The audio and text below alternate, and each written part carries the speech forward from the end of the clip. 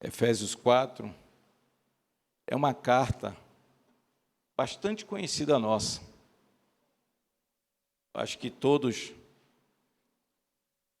já leram ou já ouviram diversas mensagens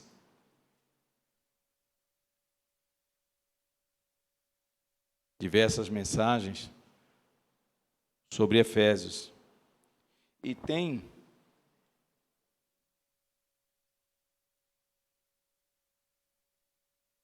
impressionante a gente ver que a carta de Efésios, apesar de ter sido escrita há muitos anos, aproximadamente 2000 anos, a gente vê que até hoje ela se aplica em nossas vidas.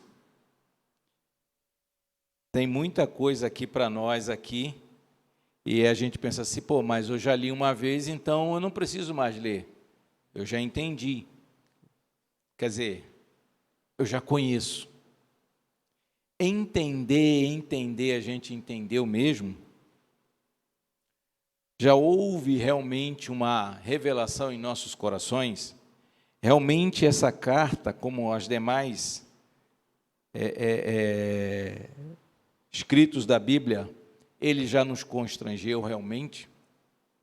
Ele nos levou ao arrependimento, nos levou a ter um coração realmente contrito e submisso à vontade e ao governo de Deus.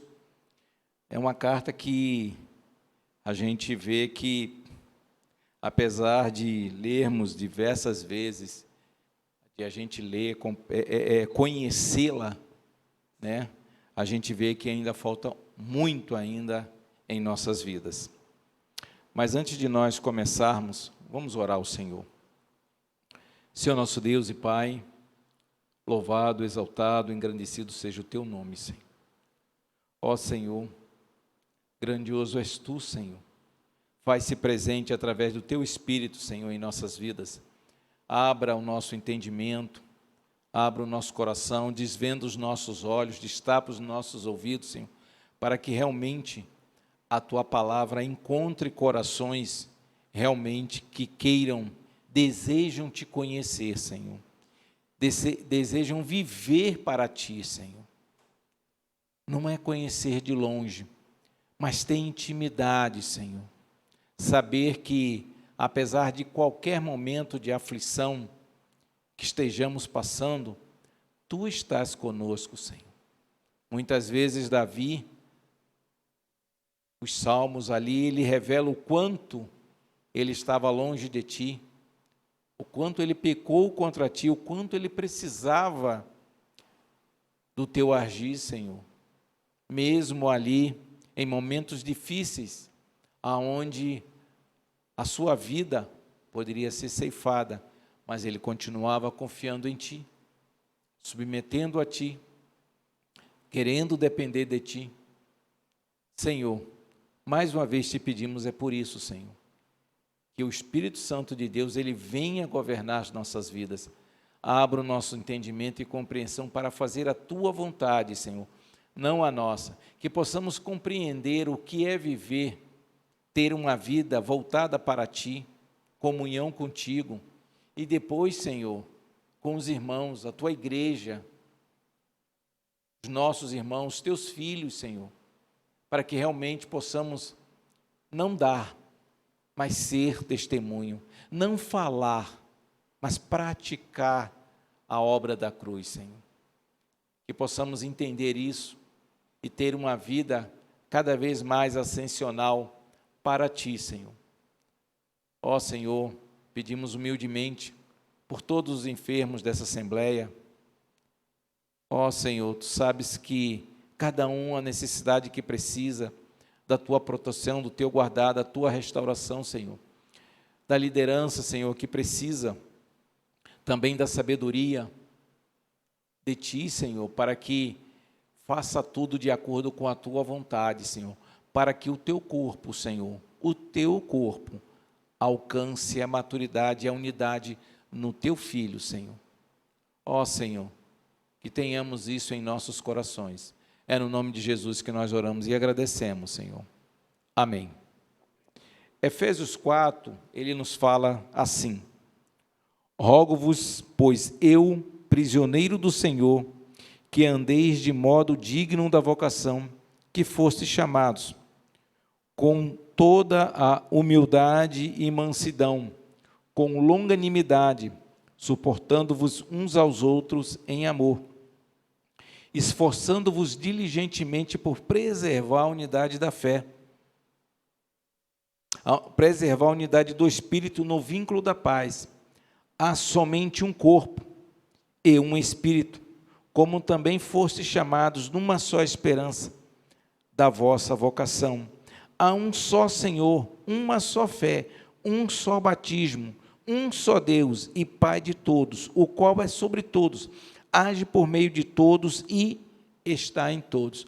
Amados, a gente vê aqui a igreja. Essa carta de Efésios é uma carta assim muito profunda em nossas vidas, porque ela fala da igreja, ela fala da vocação da igreja. Nós temos uma intimidade, nós temos uma vida de intimidade, isso é individual, de crescimento junto a Cristo. Não é a parte da igreja. Para a gente entender a igreja, entender as necessidades da igreja, entender o serviço na igreja, a gente primeiramente tem que estar com a nossa vida voltada intimamente com o Senhor, senão a gente não vai compreender a obra da cruz. Então, primeiramente, a gente tem que ter uma intimidade com o Senhor, vertical. Isso é vertical. E depois horizontal, dentro da nossa casa, dentro do nosso lar, no seio da igreja. Existe essa necessidade, porque na igreja é que a gente consegue desenvolver os dons. Quer dizer, não é que consegue desenvolver, consegue aplicar mais extenso os dons, porque a gente começa no nosso próprio lar. A gente sabe, ninguém aqui é inexperiente para saber que pode-se dizer que a pessoa conheceu, não estou nem duvidando, questionando a salvação, mas às vezes o testemunho não condiz com a palavra. E isso é triste. Isso é muito triste. Por quê? Porque ainda não enxergou que a igreja, ela precisa de todos funcionando, mas esse todos não é individual. Como assim, Severino? Como assim não é individual? Porque a nossa mente, a mente de cada um, tem que estar ligado na mente de Cristo, sobre o governo e a direção do Senhor. Imaginemos que dentro de uma assembleia, todos quisessem pregar. Quem ia estar sentado, ouvindo? Quem ia ser edificado? Se todos têm capacidade de pregar, imagine quem estaria tendo necessidade de ouvir. Provavelmente, se todos quisessem pregar, provavelmente a grande parte não ia querer ouvir, porque ia estar querendo trazer a palavra. Está entendendo a necessidade? Alguns têm o dom de orar, outros têm o dom de servir. Dentro da igreja, se a gente for analisar, é uma extensão da nossa casa. Como assim, Severino? Imaginemos os adultos todos sendo pai. Quem vai ser a mãe? Ou, ao contrário, todos querendo ser o filho e ninguém querendo ser o pai ou a mãe. Vai funcionar? Não. Não é porque quer. Porque dentro de uma casa, o Senhor instituiu pai e mãe. Quem vem depois são os filhos. São o quê? São consequência do relacionamento debaixo da vontade do governo da direção de Deus. Então veio os filhos. E os pais com a responsabilidade no Senhor de o quê? Orientar os filhos sobre voltados para o crescimento em Cristo. Porque os filhos não são nossos, são herança do Senhor. Então a gente vai devolver para o Senhor. De que forma? Como pais responsáveis, nós temos que ensinar aos nossos filhos o caminho no Senhor. Não é apontar, ó, é por ali. Não, nós temos que levar os nossos filhos e demonstrar aquilo, quem é o nosso Deus que age em nossas vidas. Nós temos que demonstrar para os nossos filhos como Deus age em nossas vidas. E a gente vai com eles mostrando o caminho. Claro, em determinado momento, eles vão crescer e em determinado momento eles vão fazer isso, eles com o Senhor, não mais conosco.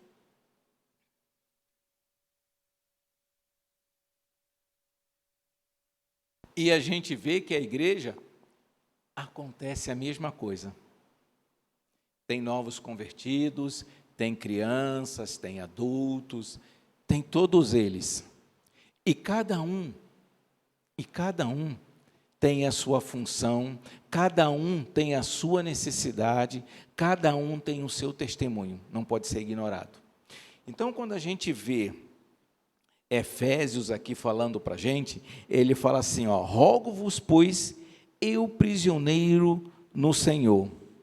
Rogo-vos. Olha só como ele começa. Rogo. Ele pede, ele clama. Rogo-vos, pois eu prisioneiro no Senhor, que andeis. Olha só, ele deseja que nós, os filhos aqui, que eles o quê? Andem de modo digno da vocação que foram chamados. Ele pede, quer dizer, como ele vai pedir algo que não conhece? Já conheciam. Rogo-vos, pois eu, prisioneiro no Senhor, que andeis de modo digno da vocação que foste chamado. A igreja já teve um chamado. Cada um já teve um chamado individual. Já teve. E ele pede para o quê? Para que justamente essa vocação que cada um aqui recebeu, através do Espírito Santo, que andemos. Andemos. Não é ficar parado. Andemos. Atitude, ação, aplicação daquilo que já foi revelado para cada um de nós. Aplicação. Então ele clama aqui, olha, rogo-vos, pedindo para o nosso bem-estar. Isso aqui, quando ele pede, é para o nosso bem-estar. Por quê? Se nós não desenvolvemos aquilo que já temos, que foi colocado, foi feito um depósito na vida de cada um de nós, se a gente não aplica aquilo, não age em conformidade com aquilo, nós estamos matando o Espírito que nós recebemos. Nós estamos enfraquecendo ele, estamos diminuindo ele. Porque nós já recebemos, é desenvolvei. Quando fala assim, ó, desenvolvei a vossa salvação, o que você vai fazer? Desenvolva. Não, eu não preciso fazer mais nada, eu já estou salvo, não preciso fazer nada. Realmente você está salvo? Porque se você ama Jesus Cristo como seu único e suficiente Salvador, você já recebeu um chamado, você vai fazer o que com ele? Vai se deitar? Vai ficar parado? É isso? Não, não é isso que Deus manda. Não é isso que o Espírito nos constrange, não é isso. Ele manda o quê? Pois eu, prisioneiro no Senhor, que andeis, aplique, viva, desenvolva. Então ele clama, né? Aqui o Paulo, ele clama para o quê? Para que nós compreendamos esse chamado, essa revelação que já recebemos, ganhamos através do Espírito Santo. Isso nós já ganhamos. O que a gente vai fazer com isso? Desenvolver, alimentar. Enquanto nós éramos mortos, nós tínhamos um ego grande, enorme, monstruoso. Na verdade, monstruoso mesmo. Que só levava a gente à derrota. Só levava a fazer coisas erradas. Então, agora nós ganhamos um espírito, ganhamos vida. E essa vida em Cristo já nos foi revelada. Então vamos desenvolver, vamos crescer. Vamos alimentar o Espírito Santo. Com o quê? Aí eu falo assim, mas aonde que eu vou buscar a instrução para alimentar meu espírito? A palavra. A palavra de Deus. Ela vai nos instruir.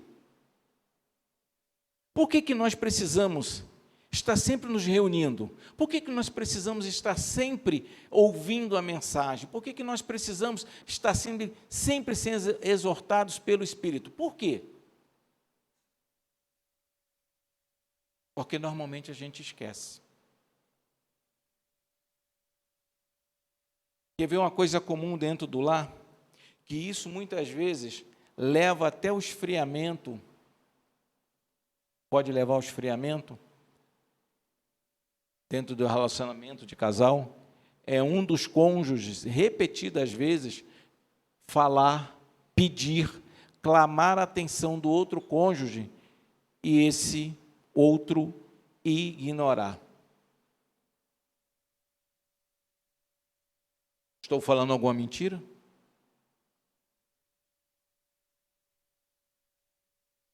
O que a gente faz? A gente está alimentando o espírito? Ignorar um pedido? Às vezes até não pode-se dizer assim, não, mas eu não concordo com isso. Senta, conversa, explica por que não concorda. Não é ignorando que vai fazer isso. Quando nós ouvimos o chamado, quando aqui fala para a gente, olha, andeis de modo digno, não é de qualquer maneira, de modo digno. Qual é o modo digno? A gente vai ver mais à frente, mas está aqui, está escrito aqui. De modo digno da vocação que foste chamado. Paulo aqui está chamando, está rogando, está chamando, está suplicando, está pedindo a nossa atenção para que a gente faça exatamente aquilo para que nós fomos chamados. Aplicar isso. O que nós fazemos? Ignoramos? É o correto? Não, não é o correto. Ignorar um chamado, a uma exortação de Deus. Não. Estamos sendo insensíveis. E isso é triste. Porque para apostatar é um passo, não é um pulo, não é um salto, é um passo. Então a gente tem que ter bastante cuidado. Quando ele fala em prisioneiro, esse prisioneiro no Senhor é porque ele depende, ele se submete. Quem é o seu Senhor? Quem governa a sua vida? Quem determina seus passos? Para que direção eu vou? Como eu tenho que fazer? Como? Esse é Paulo, dizendo prisioneiro. Nós somos prisioneiros do Senhor? Nós somos dependentes do Senhor? Nós nos submetemos ao Senhor? A nossa vida conjugal, a nossa vida profissional, a nossa vida de igreja, de congregação, a gente pede orientação ao Senhor?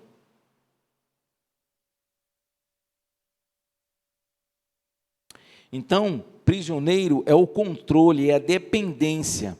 O que eu vou comer, o que eu vou vestir, é meu Senhor que vai me dar. Claro, isso não está dizendo que a gente vai se isentar de trabalhar. O Senhor manda trabalhar. O resto, Ele vai nos concedendo. Para quê? Inclusive, aí fala assim, poxa, mas eu vejo prosperidade em uns e eu não tenho essa mesma prosperidade, não me alcançou. Será que nós estaríamos maduros o suficiente para, diante da abastança, né, ali abastados ali, com bastante, uma vida tranquila, próspera, a gente teria condições de se manter fiel ao Senhor? Ou a gente se distanciaria, como muitos fazem isso? Começam nos caminhos do Senhor e quando chega lá no topo lá, ou enche mais um pouquinho o bolso, esquece do Senhor. Muitos fazem isso. Então, muitas vezes a gente acha que o Senhor não olha para a gente. Não, muito pelo contrário. Ele está olhando. Está olhando, está cuidando. porque provavelmente ele não concede, é porque nós não temos ainda o domínio, a submissão e a mansidão para uma vida próspera. Em Atos 9:15, o que nos diz? Atos 9:15.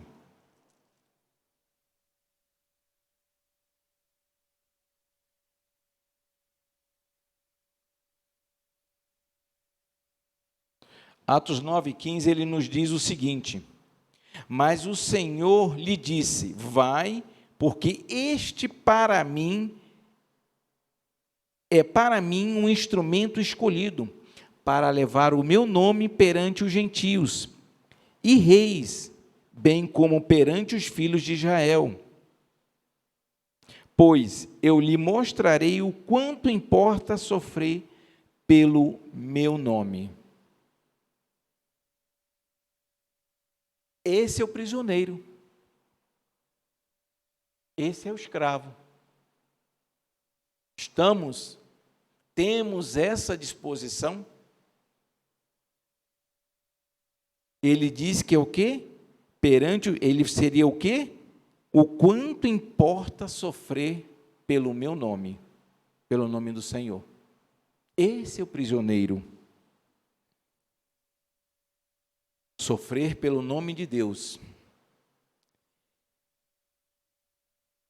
A palavra também,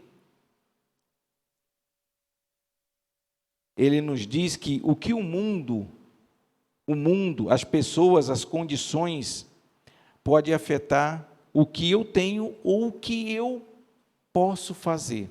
O que significa isso? Aqui ele diz aqui assim para a gente, porque eu lhe mostrarei o que importa sofrer pelo meu nome. Amados, se a gente olhar isso aqui, a gente vai ver que Paulo, em nenhum momento olhou para trás diante da dificuldade. Muitas vezes nós nos comportamos assim. Eu não era para estar aqui. Não era para estar passando por isso. Eu não era para estar vivendo isso. Minha vida está um problema. Alguns até murmuram mesmo, questionando a Deus. Insubmissos, questionando realmente o agir de Deus. Então a gente vê que Paulo teve uma vida onde não era as coisas externas que o afetavam, não eram os acontecimentos que o afetavam, porque ele via a mão de Deus em todos os momentos. Como muitas vezes ele planejou fazer viagem para determinado lugar e o Espírito Santo disse para ele não ir. Em outros lugares ele ia e acontecia certas coisas. Paulo sofreu naufrágios, foi apedrejado, quase morreu, foi considerado morto, teve nas cadeias, teve um espinho na carne, e nós vemos que as cartas que ele escreveu, em nenhum momento ele se referia a ele como uma pessoa que estava sofrendo muito, que estava triste com a obra, que não ia continuar na obra e que ele estava totalmente abandonado. Tudo isso ele falava, e quando ele escrevia com esses aspectos, ele nunca se considerou uma pessoa abandonada. Nunca se considerou uma pessoa que estava longe da vontade de Deus, muito pelo contrário. Apesar de todos esses sofrimentos, ele mandava a igreja continuar fazendo o quê? Prosperando. A igreja continuava servindo, uma igreja continuava funcionando. Essa prosperidade não é prosperidade financeira, prosperidade espiritual. Continuar se amadurecendo, porque tudo isso que acontecia com Paulo não é para que ele refugasse, para que ele olhasse para trás, mas muito pelo contrário, ele considerava o que já tinha passado, considerava passado e continuava em frente. Ele não tinha medo as consequências do que ia sofrer.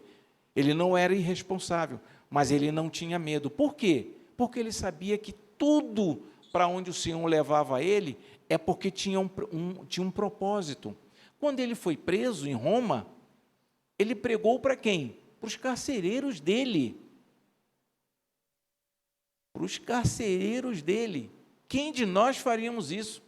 A pessoa que está nos proporcionando prisão, limitando o nosso dia a dia, nos aprisionando, nos limitando, e mesmo assim ele não refugava, continuava pregando.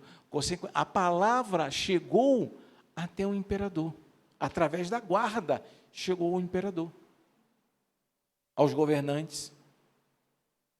Então a gente vê que o que acontece com as nossas vidas tem um propósito de Deus, principalmente quando nos lembra do depurar o ouro, do acrisolar a prata. É isso que Deus está fazendo com a gente, nos depurando, nos preparando, porque desafios, amados, teremos. Estamos preparados para os novos desafios? Estamos?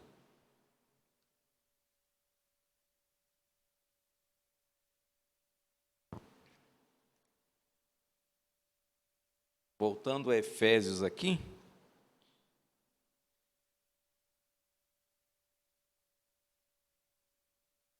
Em 1 Tessalonicenses 4:1, mais um pouquinho à frente aí, 1 Tessalonicenses 4:1, ele nos diz: finalmente, irmãos, nós vos rogamos e exortamos no Senhor Jesus, que, como de nós recebeste, quanto à maneira, porque deveis viver e agradar a Deus, e efetivamente estáis fazendo, continueis progredindo cada vez mais.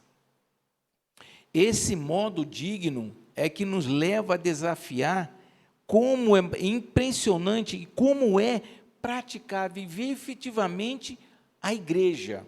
Olha só, efetivamente, quanto à maneira, porque deveis viver e agradar a Deus. Não é me agradar, não é eu ser meu ego ser acariciado, ser exaltado, não, era agradar a Deus.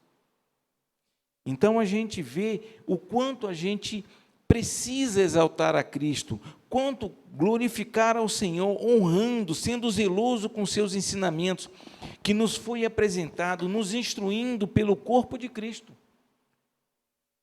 O corpo funcionando, o corpo promovendo, o corpo sendo prático, toda a igreja, ela cresce.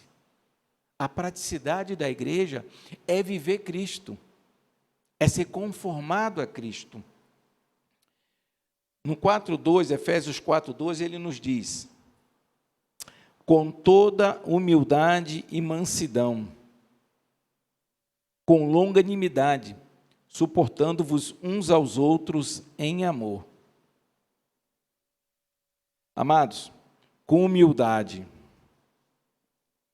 Humildade, Filipenses 2, 7 e 8. Filipenses 2, 7 e 8. Antes, humildade, antes a si mesmo esvaziou, assumindo a forma de servo, escravo, tornando-se em semelhança de homens e reconhecido em figura humana. E a si mesmo se humilhou, tornando-se obediente até a morte de cruz. Esse é humilde. Vamos ler mais uma vez? Antes a si mesmo se esvaziou, assumindo a forma de servo, tornando-se em semelhança de homens e reconhecido em figura humana. A si mesmo se humilhou, tornando-se obediente até a morte e morte de cruz. Humildade. Olha o exemplo de humildade. O que a gente entende ser humilde? Parece com isso? Se não parece, está falhando, é falho. Essa consideração que está, se está diferente disso aqui, que é humildade, aí a gente fala assim, mas o mundo não considera isso. Humildade para o mundo é outra coisa. Amados, aqui é a igreja de Cristo. Cristo é o cabeça. Cristo é o nosso Senhor, não é o mundo que é o nosso Senhor. Não é um mundo que nos guia, não é um mundo que nos concede sabedoria, não é um mundo que nos preserva. Quem faz isso é o Senhor. O Senhor Deus Todo-Poderoso. Não é o mundo. Estamos falando de igreja, amados. Igreja de Cristo, onde Cristo é o cabeça. Mansidão. O que é ser manso? Mansidão, vamos ver o que nos diz em Mateus 5,5. Mateus 5,5.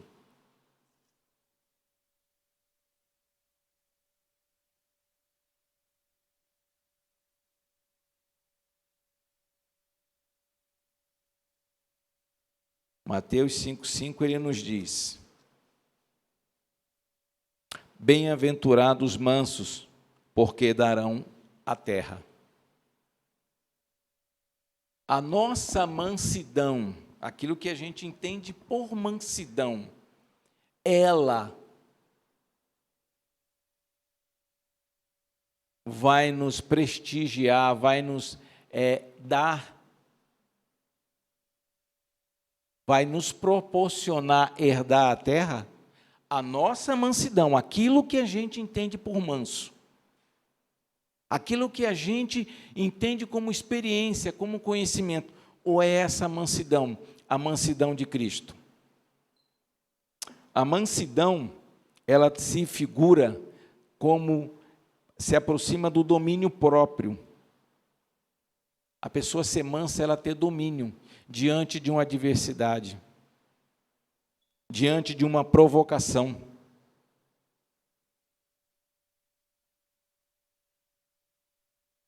Como a gente reage quando a gente é provocado? Ou quando diante de uma situação, a gente consegue ser manso? Quando a gente faz uma coisa e tem a reciprocidade, ou às vezes nem esperava aquela reciprocidade, como é a nossa maneira de agir? Nós realmente somos mansos? Uma perguntinha, se a gente perguntar para o cônjuge,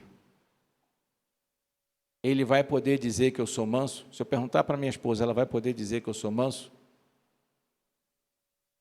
Provavelmente ela vai dizer que eu não sou manso.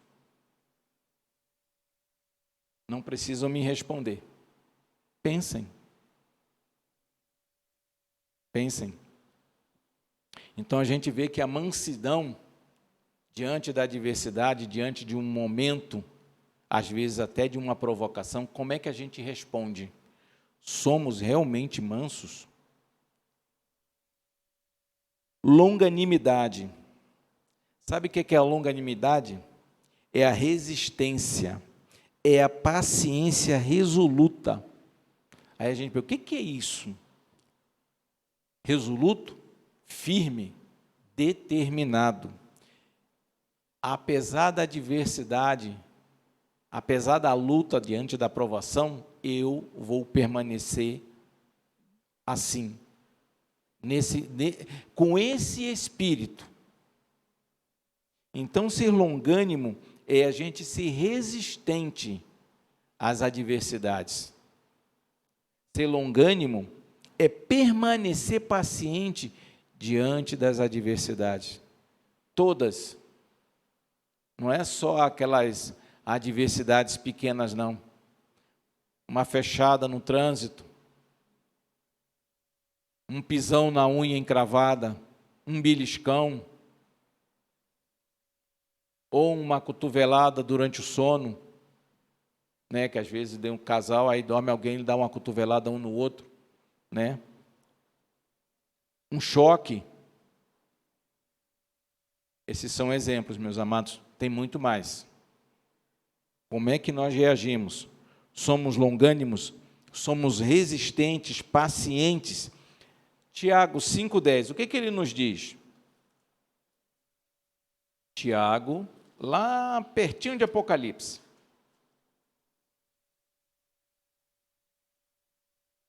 Pertinho de João, desculpe. As epístolas de João. Tiago 5,10. O que ele nos diz em 5,10?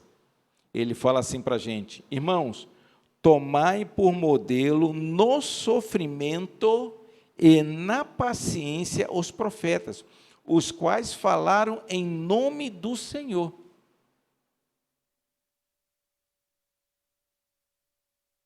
Teve profeta que foi cerrado ao meio. Teve profeta que foi falar com o rei, já imaginando assim, daqui eu não saio mais hoje. Vou falar, mas eu estou com medo. Mas ele falou. Então, a gente vê que a vida de igreja, a vida em casa no nosso lar, a vida comum do lar, do dia a dia do lar, ela é extensiva à igreja, ela é um desenvolvimento, ela é uma aplicação, ela é um exemplo. É um exemplo. Algo que a gente tem que procurar desenvolver.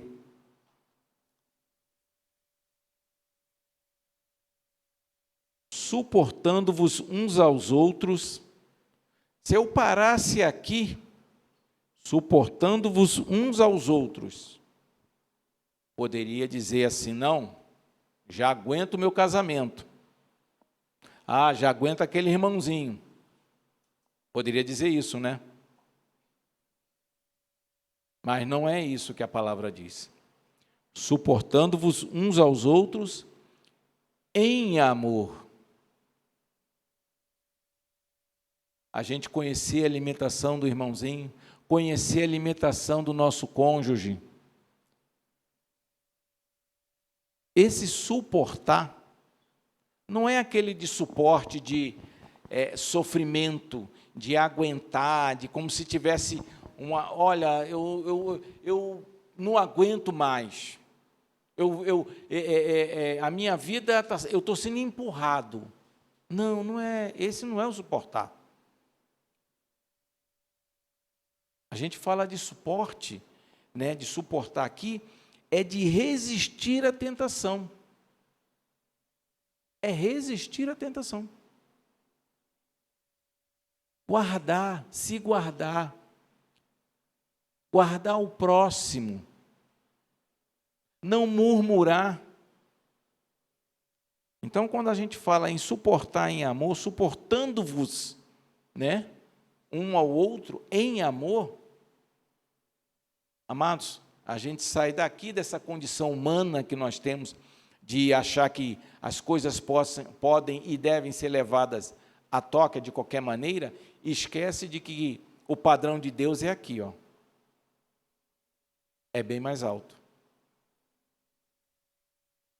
Quando a gente fala que a gente tem que suportar deficiências, limitações dos nossos irmãos, não é para a gente ficar apontando as falhas e os erros. Não, tem nada disso não.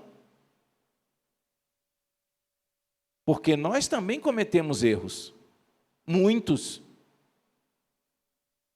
A gente tem que orar, ser longânimo, ser benigno. Porque da mesma forma como o meu cônjuge, eu também tenho limitações, o meu irmão próximo vai ter. E aí? Eu tenho que suportar, aguentar ele? Não, não é isso. Esse suportar é em amor. Apesar de estar nesse momento, nessa dificuldade, o irmão está com um problema, está com dificuldade, a gente anda a segunda milha. Andar a segunda milha. Esse é o suportar. O segunda milha não é resmungando, questionando, é com alegria, com amor. Com amor. Se a gente tirar o amor, amados, vai haver suporte? A gente vai resistir? Não haverá.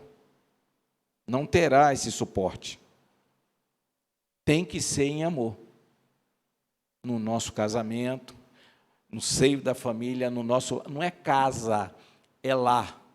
O lar é constituído de pessoas. Casa é um prédio. É uma construção.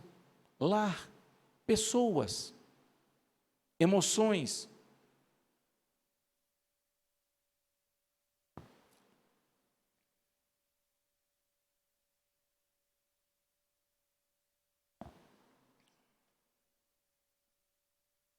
No 4.3, ou no versículo 3, ele nos fala: esforçando-vos diligentemente por preservar a unidade do Espírito, no vínculo da paz. Unidade do Espírito, união concedida a todos os cristãos, cristãos verdadeiros, criando um cordão, um laço, que envolve e junta o povo santo de Deus. Essa é a unidade do Espírito. O Espírito Santo, ele vem nos conduzindo, ele vem nos envolvendo, vem nos abraçando. Por que isso? Para de nenhum de nós fugirmos. A igreja é isso. É para que nenhum possa fugir. Não é no sentido de, como se aqui fosse uma prisão. Não, amados. É porque se nós fugirmos a qualquer dificuldade, a qualquer distúrbio, sabe o que vai acontecer? Nós vamos passar a vida todinha fugindo, vamos de assembleia em assembleia, de reunião em reunião, vamos passando. Quando vê depois, conheço todas as igrejas nessa cidade. Parou em alguma? Não. Não tem igreja perfeita. Mas não, aquela igreja tem esse problema, aquela igreja tem aquele problema, aquela igreja tem aquele problema, e assim sucessivamente. Nenhuma tem boa coisa. Na verdade, não tem. Porque é formada de nós, doentes. Nós somos os doentes, os causadores. Mas não é isso o problema. O problema é que nós queremos uma igreja perfeita. Como se nós fôssemos perfeitos. E aí a gente passa por uma segunda condição. Não tem igreja, eu não vou congregar. É o que a palavra determina? A palavra está dizendo aqui, sempre suportando-vos. Andeis de modo digno da vossa vocação, que fosse chamado, esforçando-vos diligentemente. Então você vê que é tudo coletivo, não é individual. A gente não consegue desenvolver todos esses dons sozinhos. Se a gente conseguir desenvolver sozinho, vamos desenvolver algo defeituoso, deformado.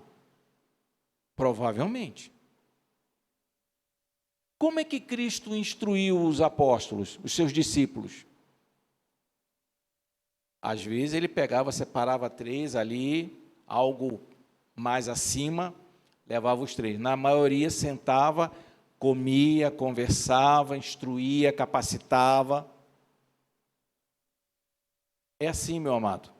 É no coletivo. Não é individual. A igreja, ela funciona no coletivo. A igreja, ela serve no coletivo. Ela cresce no coletivo. Ela desenvolve no coletivo. Então, quando ele fala aqui, diligente, esforçando-vos, né, na unidade do Espírito, em Colossenses 3,12, não precisa abrir não, Colossenses 3,12, ele nos diz o seguinte: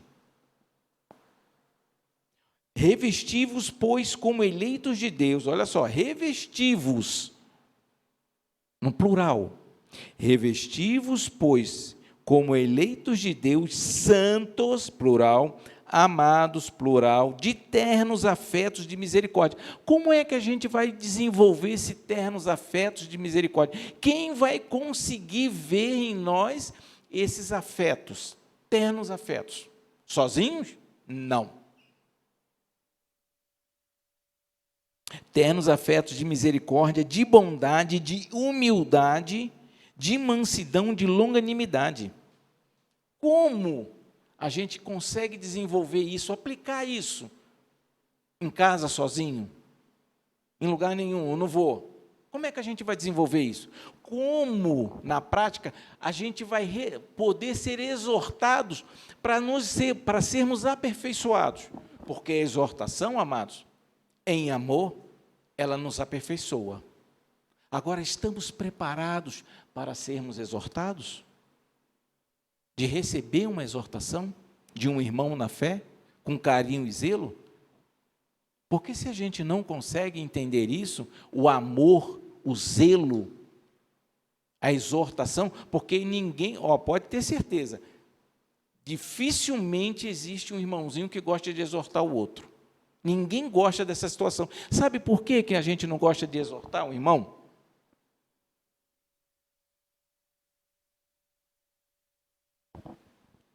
Sabe por quê? Quando você exorta um filho, você disciplina um filho, o que você arruma com ele? Inimizade, né? O filho fica chateado, fica bravo, não quer nem falar contigo. Agora você imagina um irmão na fé, a gente tem que exortar, a gente sabendo que aquilo ali pode não atingir a meta, atingir o objetivo, porque vamos encontrar um coração duro e resistente. A palavra não vai alcançar.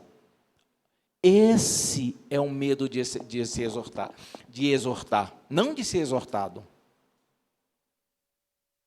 Então, amados, a igreja, ela precisa do corpo funcionando. Agora, estamos aptos a receber, a viver isso? Ou a gente quer fazer aquele, não, eu não quero ser exortado, então eu vou ficar em casa. Tá certo? Obrigado.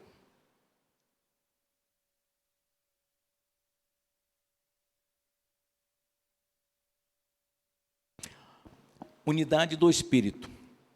União concedida a todos os cristãos verdadeiros, criando um laço, um cordão que envolve e junta todo o povo santo.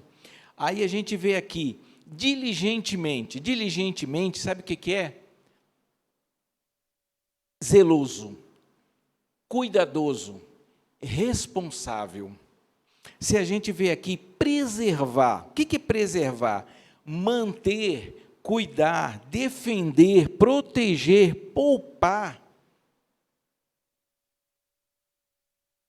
A gente vê que os cuidados de Deus para com o povo dele, com os filhos, é muito grande. Porque a gente trocando aqui, esforçando-vos, né? Esforçando o quê? Diligentemente, aplicando, sendo zeloso, por preservar a unidade, o laço, o abraço do Senhor, preservar, manter, cuidar, defender a unidade do Espírito no vínculo da paz. Paz, amados, lá em Filipenses nos fala do quê? De vodka e síndic, não é isso? Duas irmãs na fé, mas havia divergência.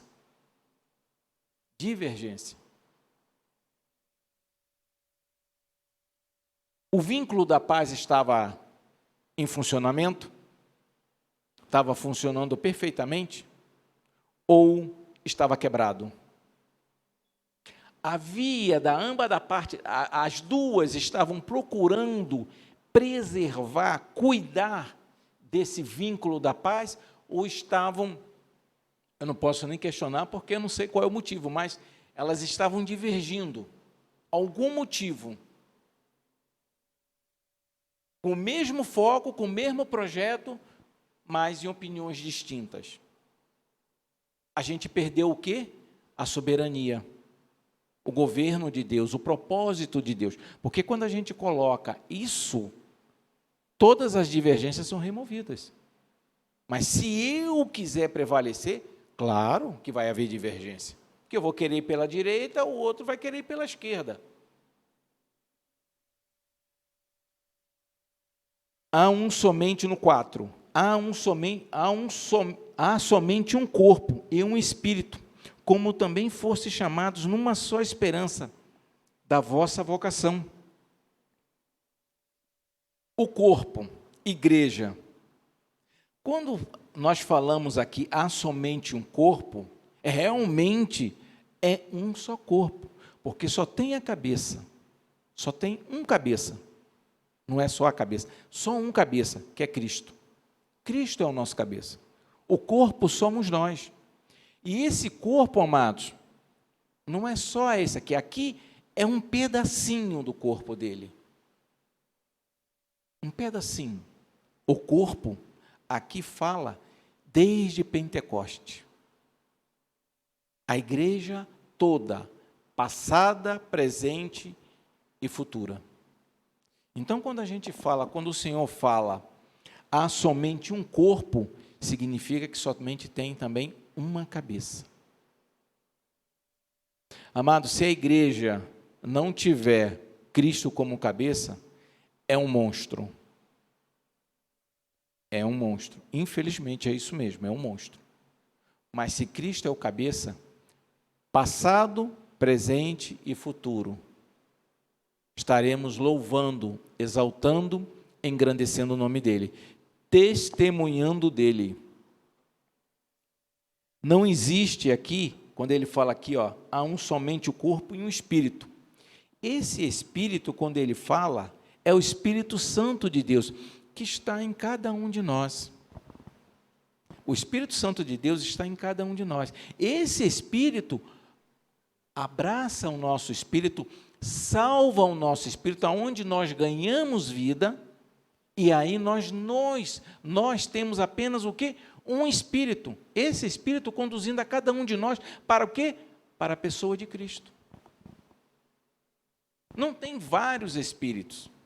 Quando a gente fala assim, não, tem vários espíritos. Esses dons, isso aí a gente tem que ter bastante cuidado. Dons é uma coisa. Espírito é um só. Dons, o Senhor distribui conforme a necessidade. São dons espirituais, para a edificação da igreja. Agora, Espírito só tem um. Pai, Filho e Espírito Santo. O Espírito Santo de Deus, ele vem governar as nossas vidas. Dá vida ao nosso espírito. Essa comunicação com o Espírito Santo de Deus nos leva para Cristo. Nos leva, nos conduz. Porque o Espírito que está em nós, em cada um de nós, temos a mesma mente, o mesmo Espírito nos dando a direção. Não existe vários Espíritos. Tem dons. Dons. Espírito é um só, que conduz a sua igreja. O Espírito Santo de Deus, que conduz a sua igreja. Nós nos submetemos a essa condução do Espírito Santo de Deus. O Espírito Santo de Deus, ele está em nós. Quanto ele está em nós? O quanto ele comanda as nossas vidas? Ou a gente fala, não, vai até aqui para frente, eu quem vai fazer sou eu. E é aí que a gente erra. Porque provavelmente o nosso ego está tão grande, que abafa o nosso espírito. E provavelmente a gente vai fazer um monte de besteira, um monte de burrada. E pecar contra o Senhor. Então, quando a gente vê isso, a esperança, ele nos fala o quê? Fosse chamados numa só esperança. Essa esperança é o selo, a garantia, a promessa eterna que todos os cristãos recebem e é selada por um só Espírito. O que nos diz no verso 13? Aqui mesmo, verso 13.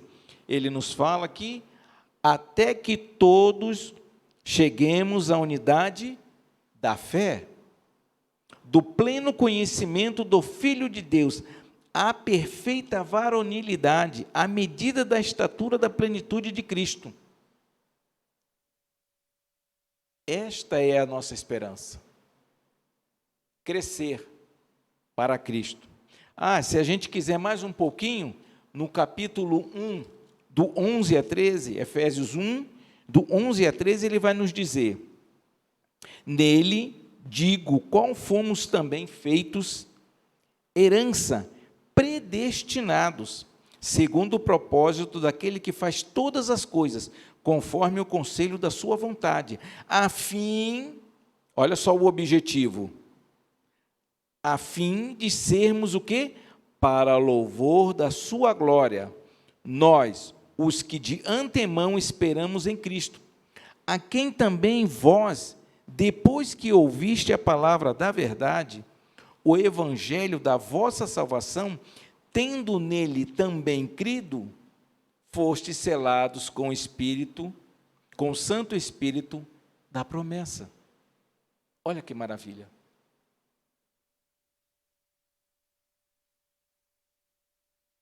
No 4:5 ele fala, um só Senhor. O 4:5, no versículo 5, ele nos fala, já está acabando, tá, amados?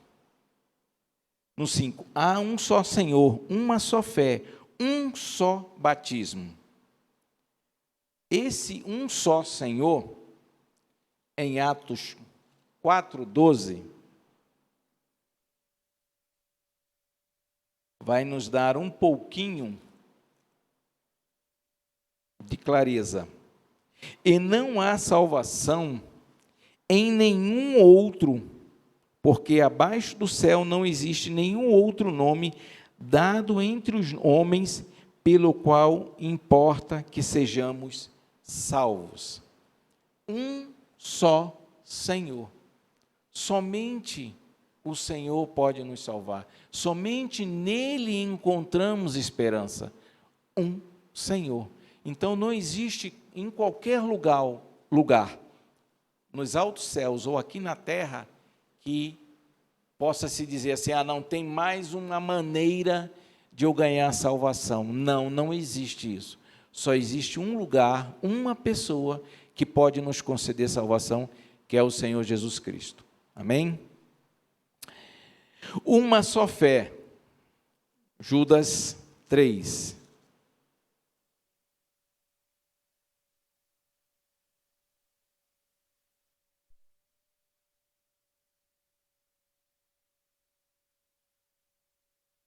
Judas 3, ele nos diz, amados, quando empregava toda a diligência em escrever-vos acerca da nossa comum salvação, foi que senti obrigado a corresponder-me convosco, exortando-vos a batalhardes diligentemente, de novo, pela fé, que uma vez por todas foi entregue aos santos. A fé, essa fé maravilhosa e poderosa para nós, é o que nos determina a continuar fazendo a vontade de Deus, a querer crescer dentro da vontade de Deus, a querer aplicar os ensinamentos que nos tem instruído a palavra de Deus. Essa é a fé, ela nos fortalece. Agora, o quanto nós temos alimentado essa fé, ou temos apagado? Porque obras sem fé, né? Ela é o quê? Morta. A fé sem obras é morta. Cadê a aplicação? Cadê o desenvolvimento? Cadê o crescimento? Um só batismo. Esse um só batismo aqui, em Efésios, quando nos fala, é o batismo espiritual. Não é o batismo nas águas. Está se referindo a um só batismo. É o batismo no Espírito.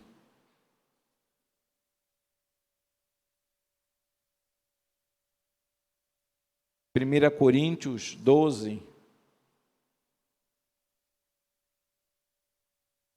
11 a 13. 12, do 11 a 13, ele nos diz: essas coisas lhes vieram como exemplos que foram escritas para advertência nossa, de nós aos outros, sobre quem os fins dos séculos têm chegado. Aquele, pois, é isso mesmo? Não, estou errado, desculpe, estava errado. Mas um só, e o mesmo Espírito realiza todas essas coisas, distribuindo-as como lhe apraz a cada um individualmente. Porque assim como o corpo é um e tem muitos membros, e todos os membros, sendo muitos, constituem um só corpo, assim também com respeito a Cristo. Pois em um só Espírito todos nós fomos batizados em um só corpo, quer judeus, quer gregos, quer escravos, quer livres, e a todos nós foi dado de beber de um só Espírito. Então, quando fala aqui de um só batismo, é aquele batismo, tá? É no momento que ganhamos e reconhecemos a plena e poderosa salvação em Cristo. Foi o Espírito Santo de Deus, esse Espírito que nos batizou. Esse Espírito que nos constrangeu e nos levou a reconhecer a total condenação que nós estávamos e agora somos seres viventes em Cristo, não em nós mesmos. E terminando, um só Deus e Pai de todos, o qual é sobre todos, age por meio de todos e está em todos.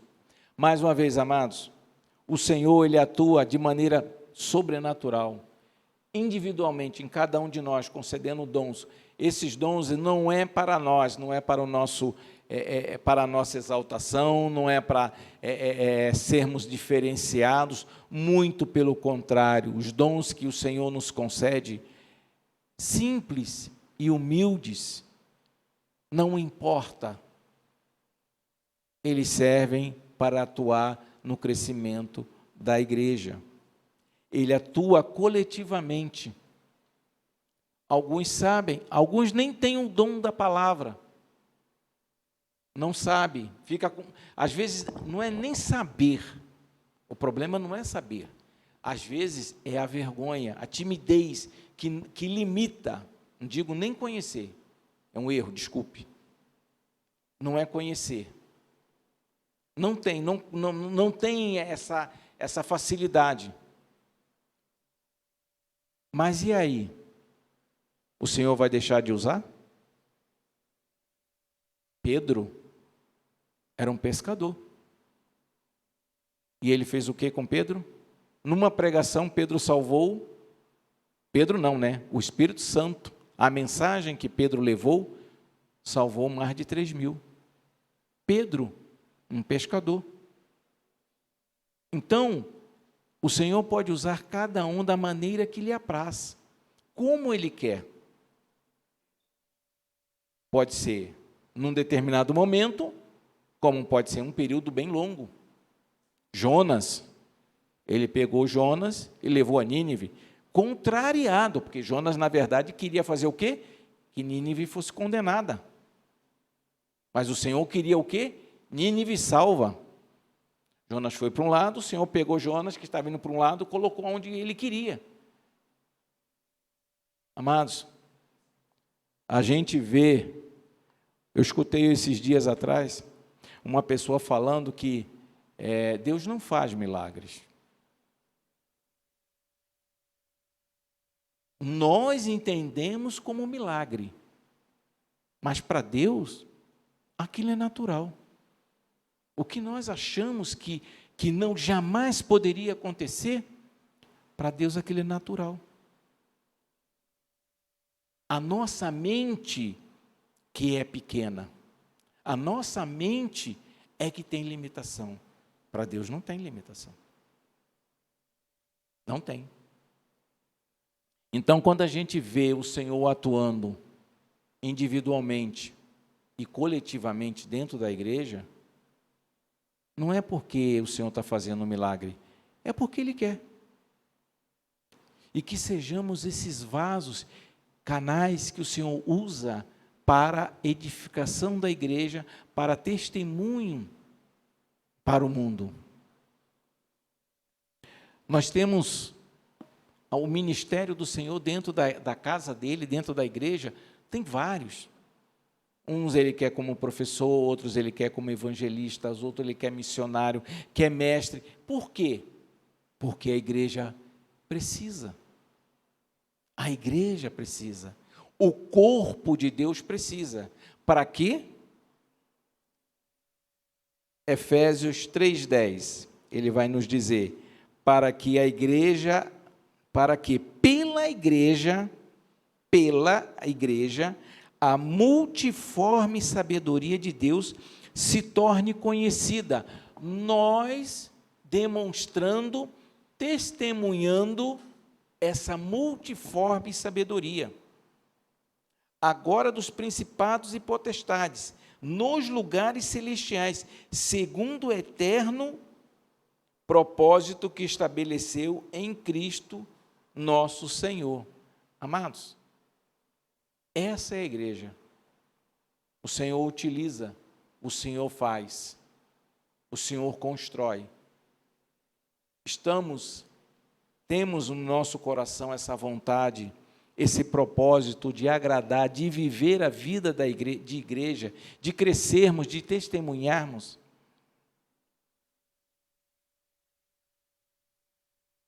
É um chamado, é a vontade de Deus, não é para um ou para outro, são todos. Não tem ninguém maior, ninguém menor. Todos aqui funcionam, todos aqui o Senhor colocou um propósito no coração, todos aqui têm um chamado, pequeno ou grande, não importa. Uma vez eu escutei, isso já tem algum tempo, tinha um pregador, todo mundo ficava entusiasmado com as pregações dele, perguntou como você assim é um grande pregador, da onde vem essa disposição, esse dom? Ele desceu as escadas, foi lá no lugar um dos lugares mais escondidinhos dentro do prédio, e tinha um monte de senhorinhas, um monte é um modo de dizer, né? Tinham várias senhorinhas orando.